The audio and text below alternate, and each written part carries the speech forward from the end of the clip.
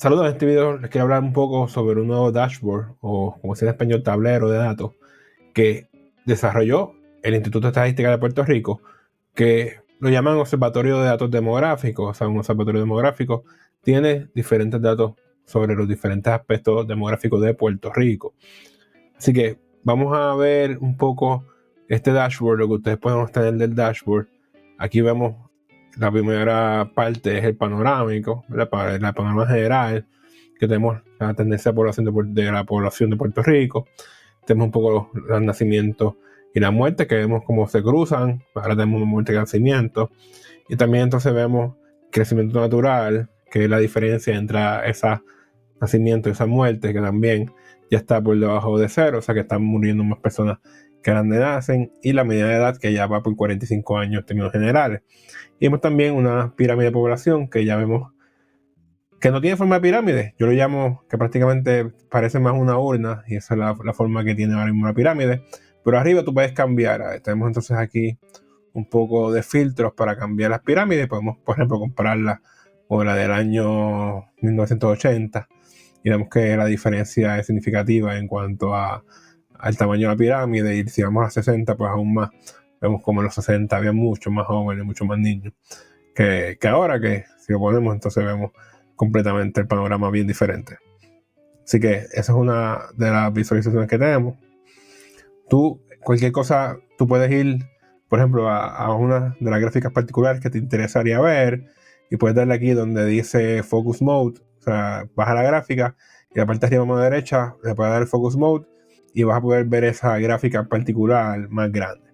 Así que eso es algo que puedes hacer con esta aplicación. Entonces podemos darle para atrás.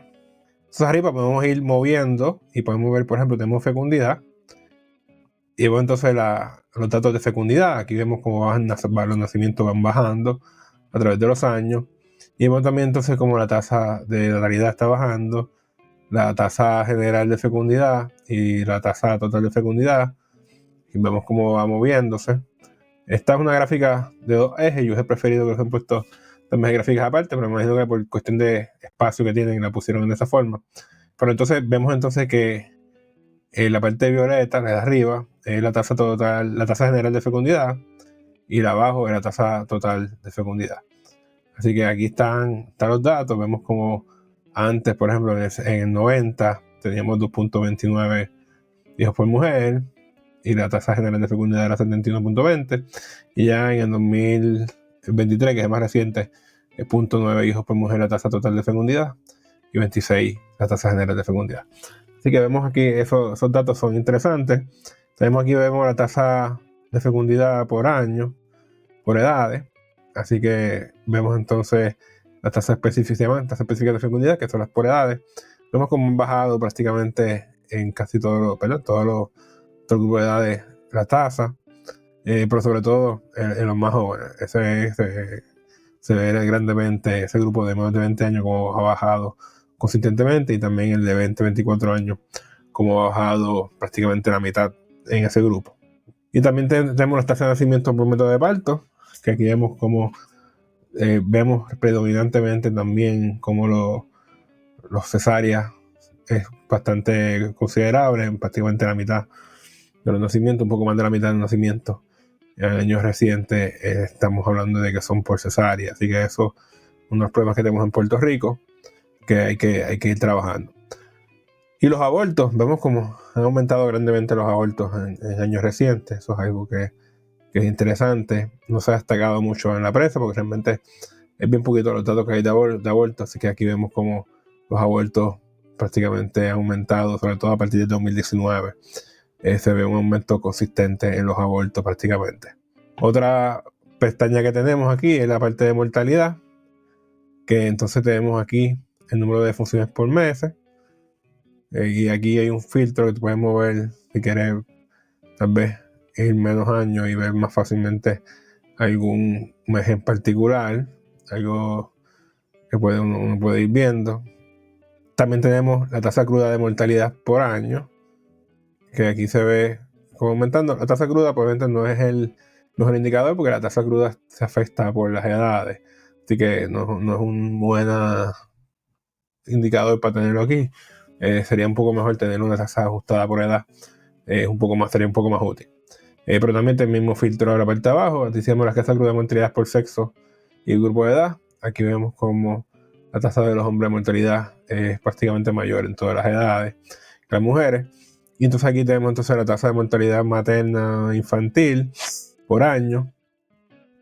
Vemos algo que no, por lo menos yo no he escuchado mucho destacarlo, que es el aumento bastante drástico en la muerte materna, la tasa de muerte materna, que ha pasado desde el año que vemos, el año 2012, que estaba en 2.6, la muerte materna, y prácticamente llegó a subir a 39.10 la tasa de muerte materna, y ahora está en 31, 32. O sea, que estamos hablando de un aumento considerable en la muerte materna, que todavía, ¿verdad? No sabemos, estamos hablando de 2012 en adelante. Hubo unos bajones, pero prácticamente es un aumento bien drástico de la muerte materna que no se ha hablado y no sé si se ha investigado. Sería interesante que alguien investigue al respecto. También tenemos expectativa de vida al nacer, que entonces aquí vemos nuevamente como las mujeres tienen una expectativa de vida mayor que los hombres, y las defunciones, número de defunciones por año, sexo y edad, las principales muertes. Así que aquí vemos entonces hay unos filtros. Está el año más reciente es el 2022, y tenemos entonces el sexo de mujeres y las edades. Así que podemos ver para diferentes grupos de edades cuáles son esas principales causas de muerte. Así que vemos, por ejemplo, aquí estamos viendo mujeres de 40 a 49 años, vemos que es tumores malignos, accidentes, y la otra es enfermedades de corazón. Esta sí que es una buena poner más grande para poder ver los nombres. Y después diabetes y COVID. Así que usted puede ver eso de esa forma. Tengo que ir para atrás para ver el filtro, pero también podemos ver, por ejemplo, si queremos hombres, pues podemos ver los hombres. Podemos cambiar las edades, por ejemplo, 60 a 64. Y entonces tenemos cómo aquí tenemos entonces las diferentes causas. Y si queremos ver los más jóvenes, donde asumo yo que los homicidios son los primeros, efectivamente los homicidios, accidentes y lesiones prácticamente son los que son primeros. Así que vemos muertes externas, y entonces luego vemos otros tipos de muertes que no son muertes externas. Abajo hay una leyenda que dice por cada cuánto es cada una de esas tasas.